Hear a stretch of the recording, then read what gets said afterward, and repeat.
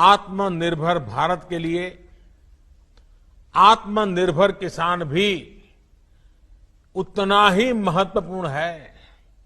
लेकिन इतने वर्षों से हमारे देश में कृषि और किसान को बेवजह के नियमों और कानूनों से बांधकर रखा गया था। आप सब किसान साथी जो सब मेरे सामने बैठे हैं, आप तो खुद ही इतने सालों से इस बेबसी को महसूस कर रहे होंगे। किसान अपनी फसल कहां बेच सकता है, अपनी फसल को स्टोर कर सकता है या नहीं कर सकता है, ये भी तय करने का अधिकार किसान को नहीं दिया गया था। इस तरह के भेदभाव वाले कानूनों को हमने 2 सप्ताह पहले खत्म कर दिया है। अब आप कहां फसल बेचेंगे, ये सरकार तय नहीं करेगी, बाबू लोग, अधिकारी लोग तय नहीं करेंगे, बल्कि आप, मेरा किसान खुद तय करेगा। अब किसान अपने राज्य के बाहर भी अपनी फसल बेच सकता है और किसी भी बाजार में बेच सकता है। अब आप अपनी उपज का अच्छा दाम देने वाले व्यापारियों से, कंपनियों से सीधे जुड़ सकते हैं, उन्हें सीधे अपनी फसल बेच सकते हैं।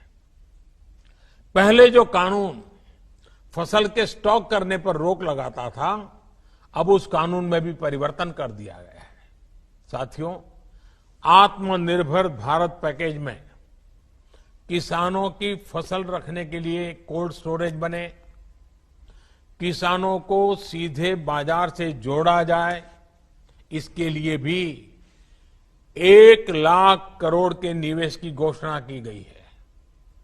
जब किसान बाजार से जुड़ेगा तो अपनी फसल को ज्यादा दामों पर बेचने के रास्ते भी खुलेंगे। आपने आत्मनिर्भर भारत अभियान के तहत एक और फैसले के बारे में भी सुना होगा।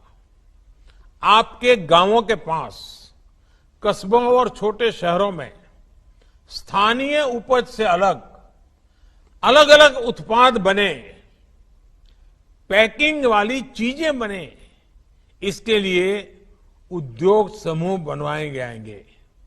इसका बहुत बड़ा लाभ किसानों को होने जा रहा है। अब जैसे खगड़िया में मक्का की फसल कितनी अच्छी होती है, लेकिन अगर किसान मक्के के उत्पाद बनाने वाली कंपनियों से सीधा जुड़ जाए, खगड़िया की मक्का के लोकल प्रोडक्ट तैयार हो, तो कितना फायदा होगा।